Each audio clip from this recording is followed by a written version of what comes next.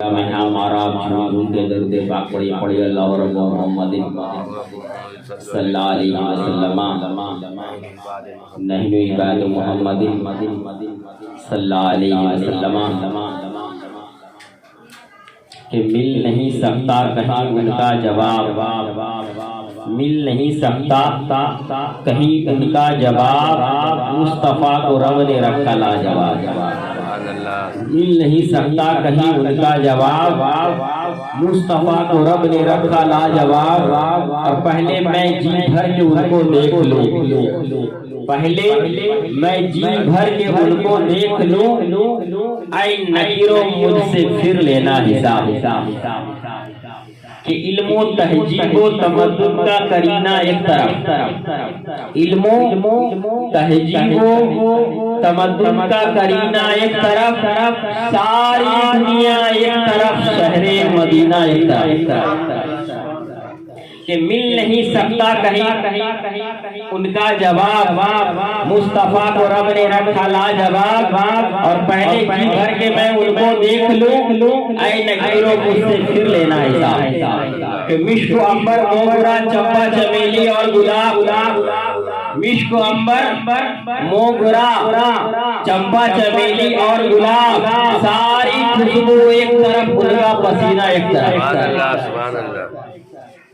हजरात आज जो तकरीर मैं करने जा रहा हूँ वो काबिले गौर है कि मैंने आलमे तसव्वुर में मुस्तफ़ा जाने रहमत से पूछा कि या रसूल अल्लाह, वो कौन सा तरीका है जिससे एक परिवार से दूसरा परिवार मिल जाए, जिससे एक खानदान से दूसरा खानदान मिल जाए, जिससे एक लोग से दूसरे लोग मिल जाए, जिससे एक दिल से एक दिल मिल जाए। वो कौन सा तरीका है? और आपके कानूनी शरीयत के मुताबिक किसी भी लड़की को देखना हराम है, किसी को छूना हराम है, किसी से बातचीत करना हराम है, किसी के करीब जाना हराम है। या रसूल अल्लाह, आप बताइए इसका आपके शरीयत पे क्या हुक्म है? तो मेरे रसूल फरमाते हैं, मेरे मुस्तफा फरमाते हैं कि ऐ नादान, जो खुदा का हुक्म वो मेरा हुक्म।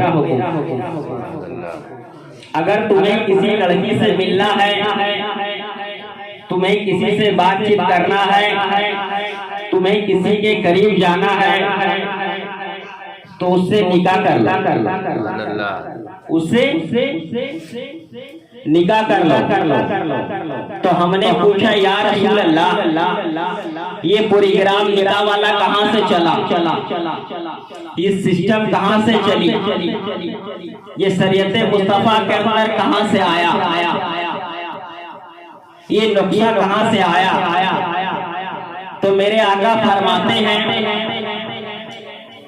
ये नुक्शा, ये कानून, ये शरीयत, ये तरीका, ये कहीं और से नहीं आया, बल्कि तमाम आलम के बाप हजरत आदम से आया,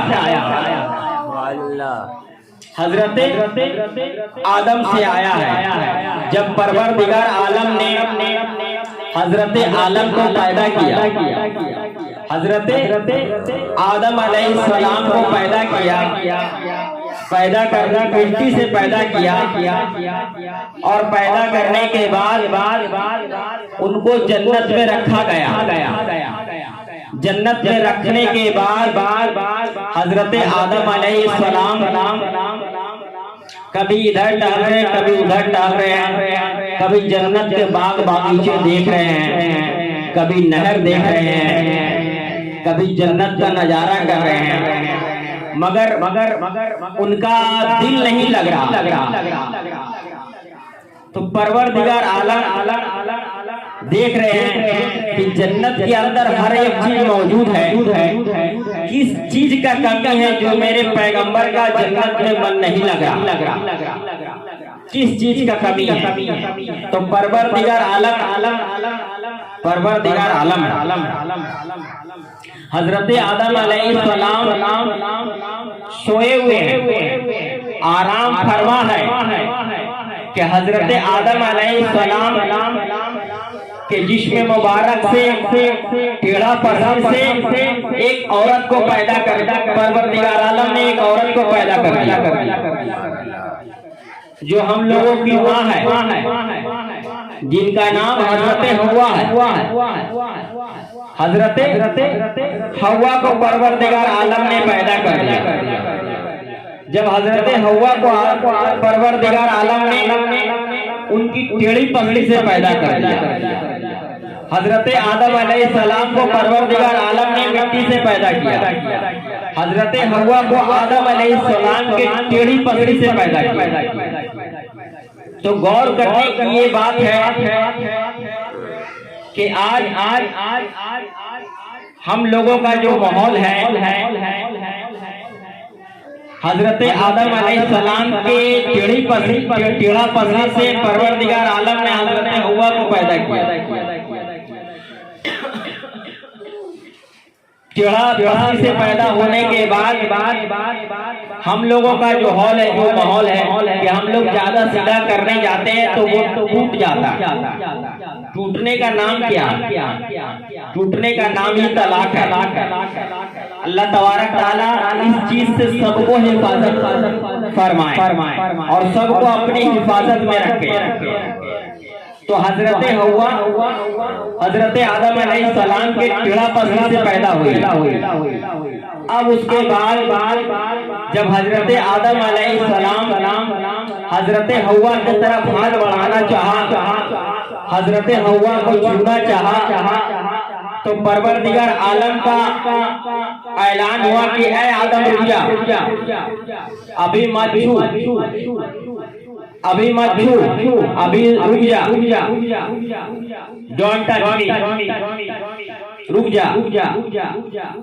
उसके बाद हजरत आदम अलैहिस्सलाम कहते हैं कि परवरदिगार आलम हजरत हव्वा को आपने पैदा किया, किसके लिए किया? हमारे लिए किया।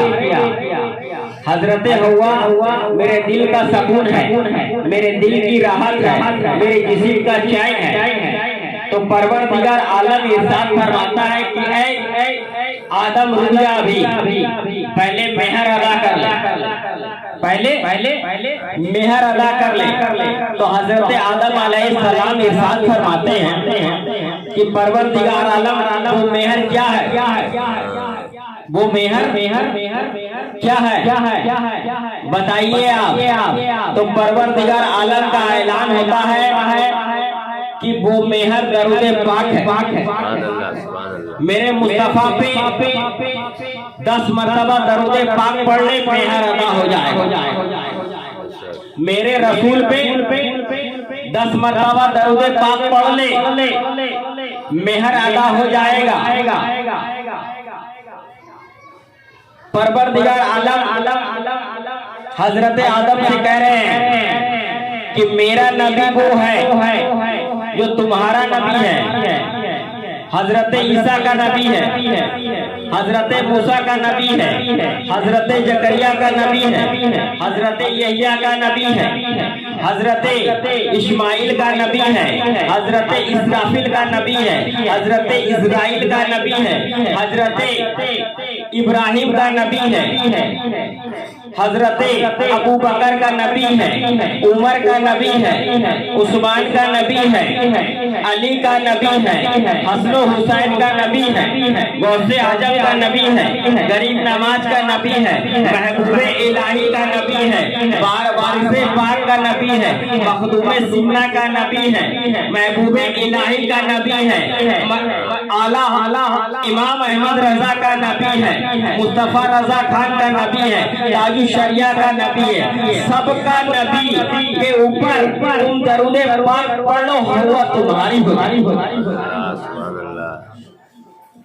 उसके बाद हजरत आदम अलैहिस्सलाम ने 10 मरतबा दरूदे पाक पढ़ा, 10 मरतबा दरूदे पाक पढ़ के हुजूर सल्लल्लाहु ताला अलैहि वसल्लम के ऊपर भेज दिया, दरूदो सलाम पढ़ा। उसके बाद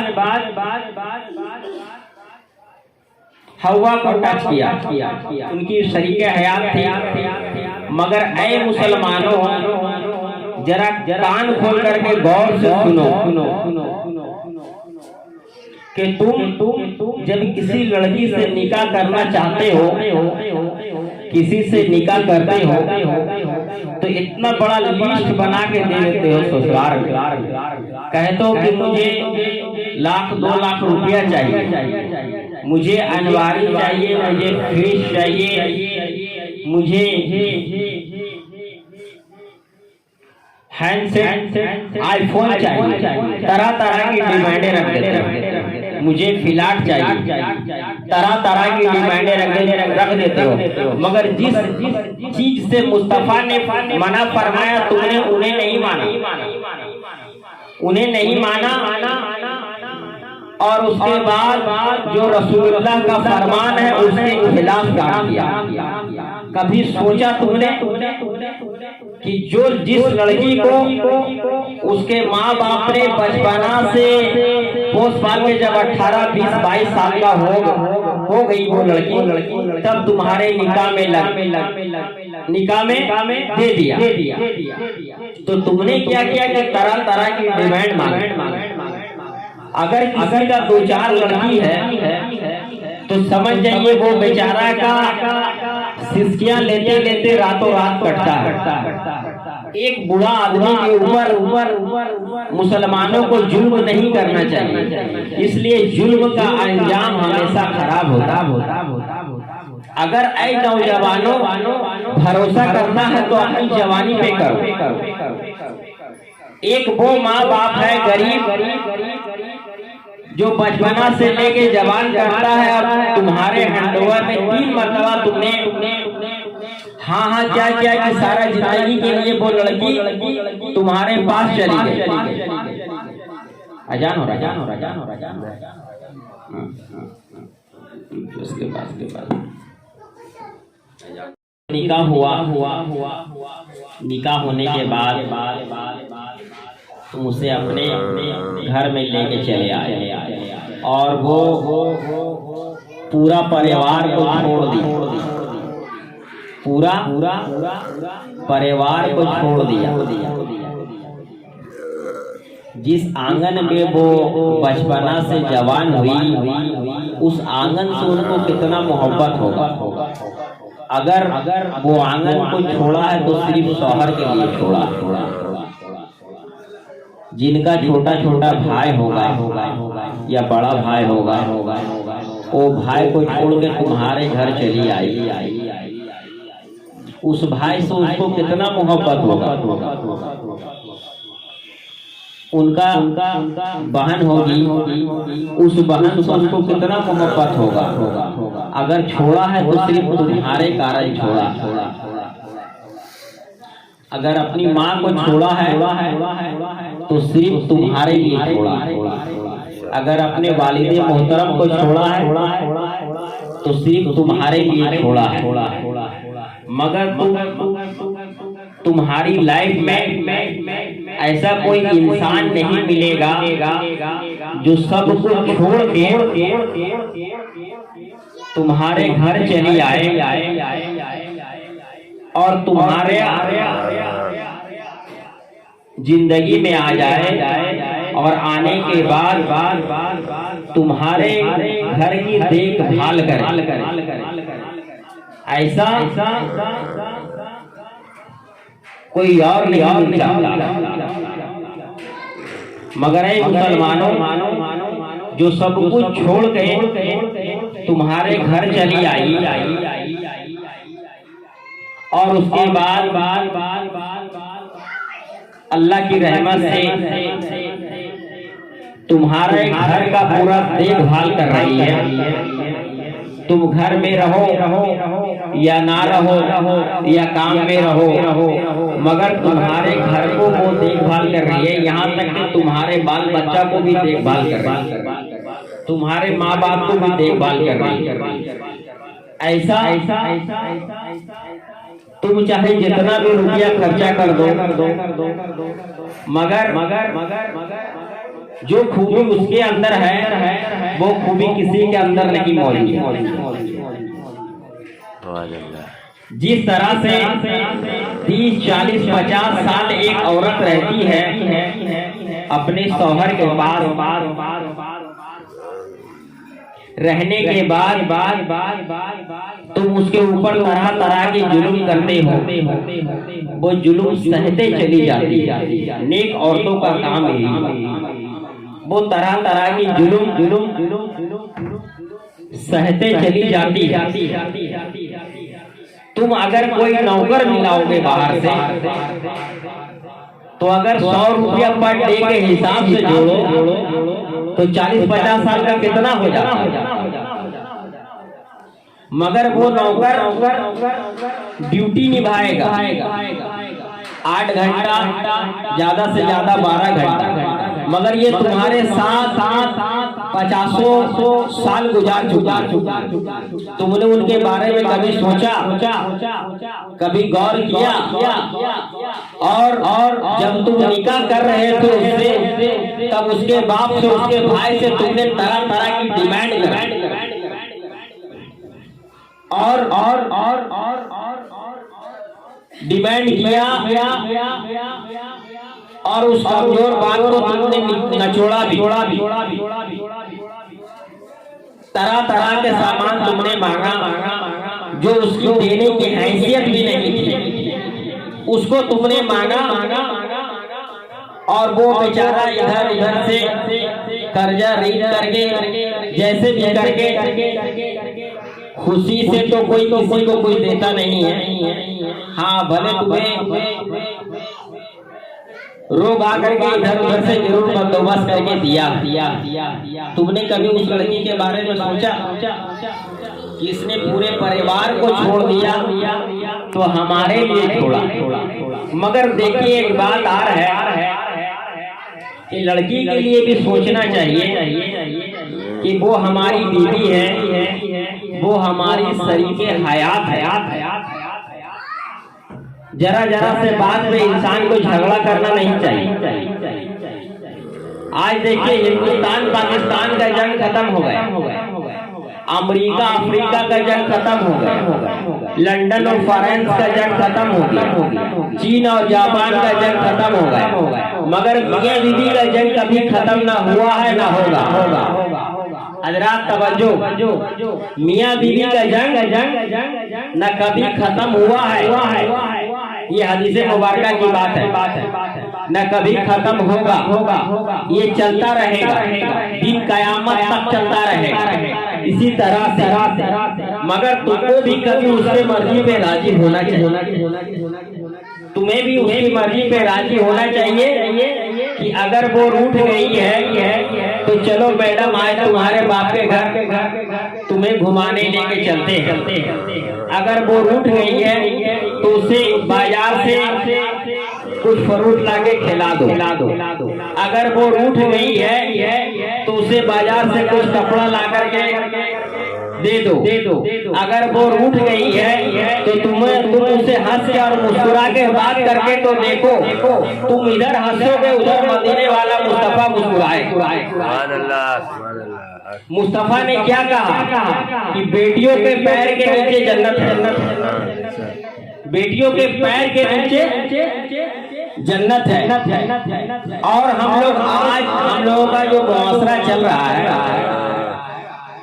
निकाह वाला सिस्टम, ये देखिए जहां भी निकाह हो रहा है, देखिए ज्यादातर लड़कियों को बुला के डांस किया जाता है, मगर इस तरह से नहीं करना चाहिए। निकाह नाम उसका है एक काम को अंजाम देना।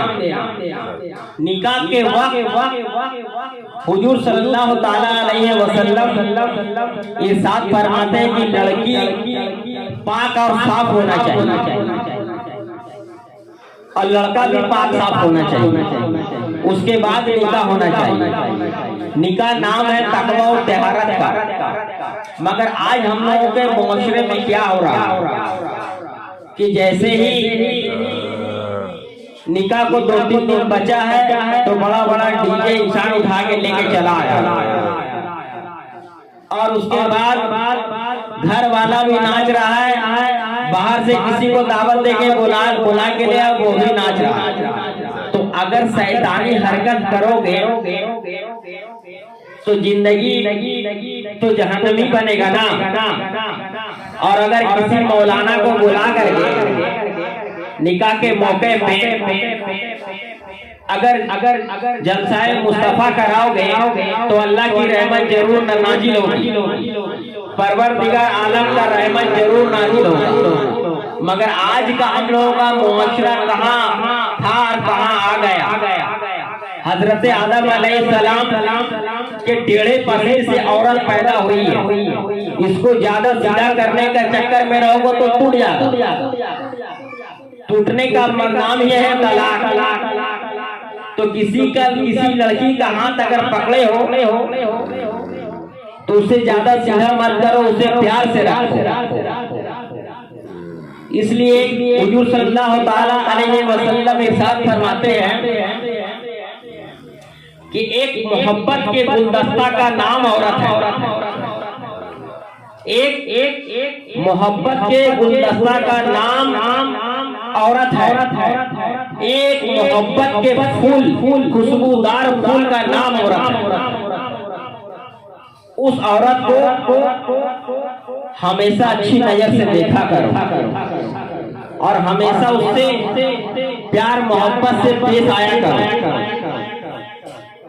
इधर तुम उससे प्यार से पेश आओगे, उधर परवरदिगार आलम की रहमतें नाजिल होंगी। चलिए खत्म हो गया। बामा अलैना इल बलाग तो वास्तगफिरुल्लाह ला हौला वला कुव्वता इल्ला बिल्लाहिल अलीयुल अज़ीम। रही कली तो भूल के लेंगे जिंदगी।